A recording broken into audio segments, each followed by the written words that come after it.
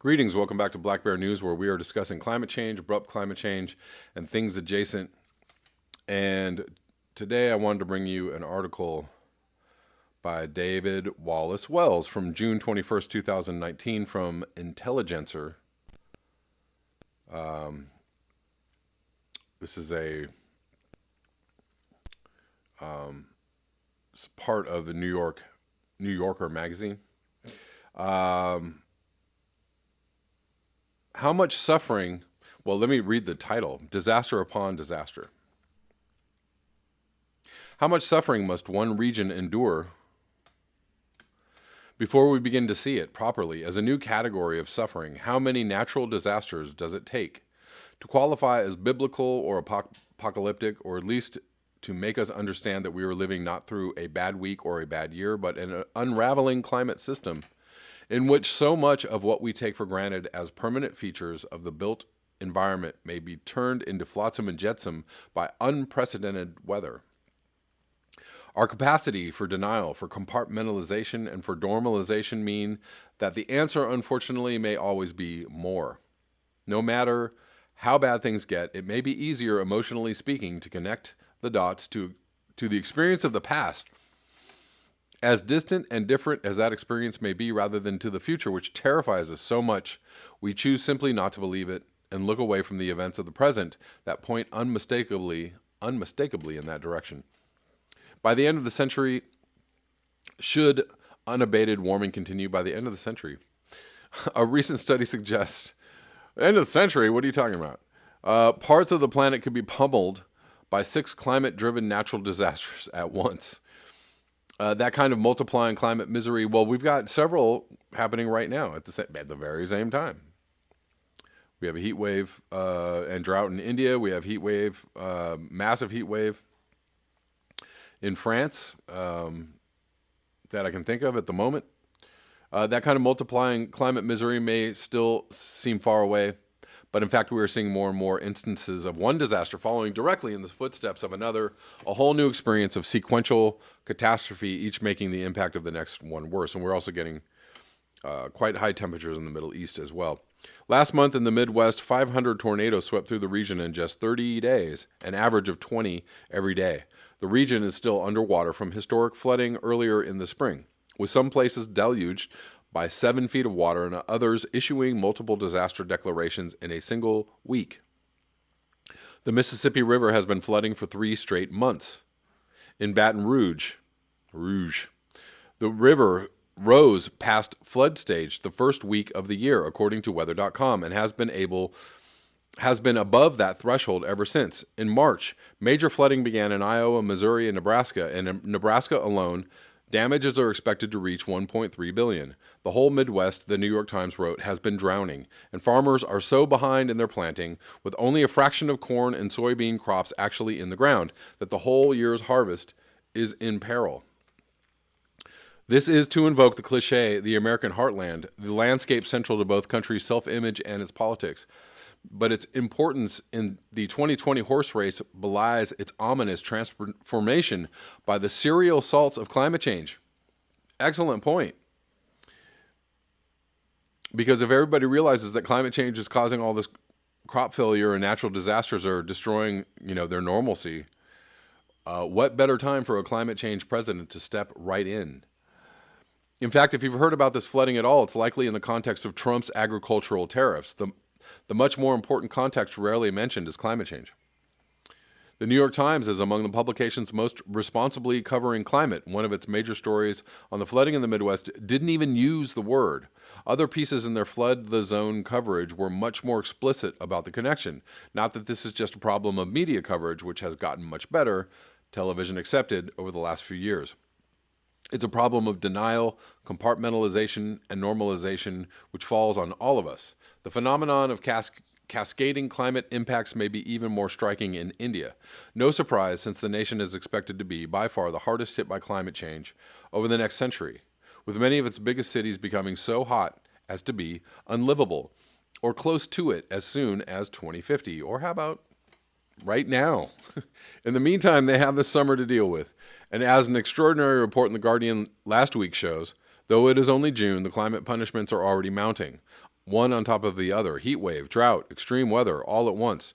Delhi reached its hottest temperature ever, over 118 degrees Fahrenheit a week, after the hottest place in the world was Churu in Rajasthan, registering over 123 degrees. Outside of Mumbai, villages are suffering through a historic drought, which began in early December and has driven as much as 90% of the local population away in search of water. Villages that are home to 2,000 people now contain only 10 or 15 families. With 80% of districts in neighboring Karnataka and 72% in Maharashtra hit by drought and crop failure, the 8 million farmers in these two states are struggling to survive, Sam Relf writes in The Guardian. In Marathwada, by many estimates, the Indian region most affected by drought, increasingly frequent droughts have led to more than 4,700 farmer suicides in the last 5 years, including 947 last year. The crisis has deepened in the city of Bede. Clean drinking water has run out, and households do not have enough water to wash clothes, clean dishes, or flush the toilet. Hospitals are filling up with people suffering from dehydration and gastrointestinal disease from drinking contaminated water. I just read this article the other day. I'm reading it all over again. The country has suffered from widespread drought like this 4 of the last 5 years. Then last Thursday, Cyclone Vayu forced the evacuation of 300,000 Indians on the country's east coast. In 24 hours over the weekend, 49 people died from the heat in just the province of Bihar. The country's second largest city, Chennai, is almost entirely out of water. It is home to 5 million people. A common question about collective inaction on climate change is, could one catastrophic event shake us out of complacency? My answer tends to be, I don't think it will just be one event, since a single disaster, no matter how dramatic, can still fade into the haze of normalization pretty quickly. Not one in a long or even unending string, but I worry the experience of the recent past, unprecedented wildfires in Los Angeles, quickly processed as familiar, if somewhat worse than normal. A historic cyclone hitting Mozambique just 5 weeks after another one killed 1,000 and displaced millions, and yet was almost entirely ignored by the Western media, suggests that even clear and terrifying patterns can be normalized too. Last summer seems like one unforgettable extreme event, or rather period. In just 1 week, dozens of places all over the world were hit with record heat waves, from Denver to Burlington to Ottawa, from Glasgow to Shannon to Belfast, from Tbilisi in Georgia and Yerevan in Armenia to whole swaths of southern Russia.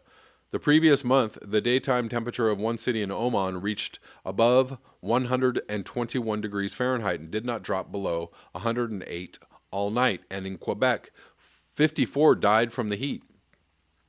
That same week, 100 major wildfires burned in the American West, including one in California that grew 4,000 acres in one day, and another in Colorado that produced a volcano-like 300-foot eruption of flames, swallowing an entire subdivision and inventing a new term, fire tsunami, along the way. On the other side of the planet, biblical rains flooded Japan, where 1.2 million were evacuated from their homes. Later that summer, Typhoon Mangkhut forced the evacuation of 2.45 million from the mainland China. The same week that Hurricane Florence struck the Carolinas, turning the port city of Wilmington briefly into an island and flooding large parts of the state with hog manure and coal ash. Along the way, the winds of Florence produced dozens of tornadoes across the region. The previous month, in India, the state of Kerala was hit with its worst floods in almost 100 years. That was all just a year ago. How well do you remember it? Last week, a study published in the journal Earth's Future stated definitively that last year's heat waves could not have occurred without human-induced climate change. In fact, they don't even show up in historical simulations. And although heat waves of this scale were unprecedented prior to 2010, the 4 largest events in the observational record occurred within the last 12 years. The alarming part, wrote the Washington Post, there are signs record-setting heat waves are beginning anew this summer, signaling perhaps that these exceptional and widespread heat spells are now the norm. The question is whether we normalize them ourselves. And I remember last year people trying to normalize, we had a 3-day period in Los Angeles where it was, you know, ranged from 103 all the way to 117. And there were people on my Facebook timeline like, this happens all the time. We live in a desert. Yeah, no. And if anybody in Los Angeles remembers the summer of 2017, which was extremely anomalous, not only there was, I don't know how many days above the 100-degree mark, but opening day of the World Series, which was late October. The temperature at start time of the game was 102 degrees in late October. Totally normal. There were also wildfires aplenty that year, and I took my daughter to the beach in November because it was 90 degrees in November, in mid-November. That was 2017. I was just a few years ago. We had a fairly mild summer last year, except for that one huge heat wave at the beginning of the year. And this year, we hardly have any summer at all. I don't even know what to expect. I mean, are we going to spend the whole summer like this? Or are we going to get this huge flash of heat, out of nowhere, and everybody's going to go, oh, ouch. Who knows? That's all I have for you today. Thank you so much for your eyes, your ears, and your conscience. If you would like to support this channel, you can do so at the links below. Until next time, peace.